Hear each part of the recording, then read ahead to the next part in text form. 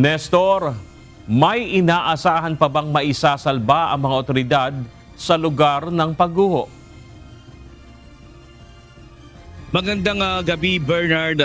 Kani-kanina lang ay katatapos lang ng magtungo doon sa lugar ng pinagguhuan ng ginagawang gusali, yung BFP kasama yung rescuer, at kanina ay may na-detect sila na sign of light na sinasabing meron silang na-detect sa pamamagitan ng K9 unit, at ito na rin nga ay nagiging dahilan pa rin ng kanilang ipagpapatuloy na rescue operation. Natagpo ang buhay, subalit namatay rin ang mga nadagana ng mga naglalakihang debris mula sa gumuhong ginagawang hotel sa barangay Balibago, Angeles City, Pampanga. Kahapon, unang nakuha mula sa gumuhong gusali ang Malaysian national na si Mob Rizal bin Abdullah, na isang PWD na nanunuluyan sa katabing apartel. Ngayong araw, 3 ang nailabas ng mga rescuer. Kinilala ang mga ito na si Mark Lawrence Kapungay, 21 anyos, Panperio Alinkaway na cardiac arrest, 66 years old, at isa na hindi pa nakikilalang lalaki na natabunan umano sa harap ng building. Dito po ako, so tingnan namin yung site. Yung pang-apat, unidentified pa. So kasi ang sector kung saan siya nakuha, doon sa sector 2, which is bandang labas na ng building. So ang presumption lang po namin is baka vendor po siya. Ayon pa kay Mayor Carmelo Lasating II, kailangang mapanagot ang mismong may-ari ng gumuhong gusali. Anya, siyam na palapag lamang ang inaprubahan nilang itatayo na building, ngunit umabot na ito ng 10 palapag. Wala rin sa aprobadong building permit ang paglalagay ng swimming pool sa itaas ng gusali. Mali rin na may barak sila sa loob ng ginagawang gusali. Sa ngayon, nasa Japan umano ang may-ari ng ginagawang hotel at kailangan umuwi ito para imbestigahan at harapin ito ang ginawa nilang pagkakamali. Kaya nga, kailangan maimbestigahan to para kung sakali man na meron silang ginagawang additional dun sa pinupost nilang proyekto nila or sa building, na bigla silang nag-a-adapt ng swimming pool, no? Kailangan na maimbestigahan.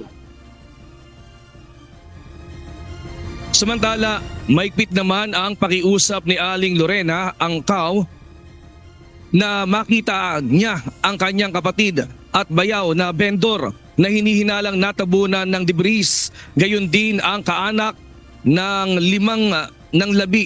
limang nawawala.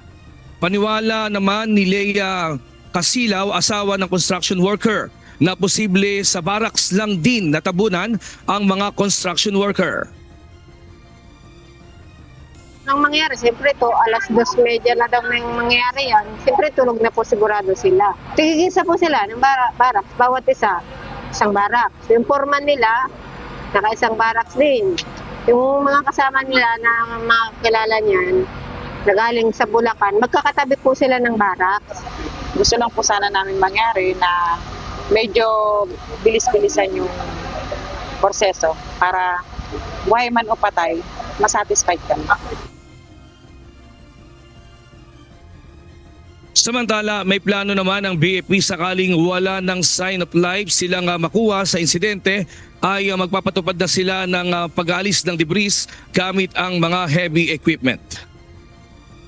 We're hoping that we can still have today, and kapag na-mark na po iyon ng ating mga rescuers, yung 4 na areas na pong iyon, and then pag may makita po, proceed ulit tayo sa rescue operation.